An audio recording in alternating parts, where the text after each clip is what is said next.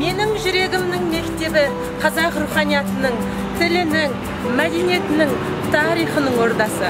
Бұл мектеп үлгілі, тәжірибелі қазақ мектептерінің қара шаңырағы, Қазақстан Республикасының оқу-ағарту саласының тарихы десем де болады. Білім ауысады, ырыс шығысады дейді дана халқымыз.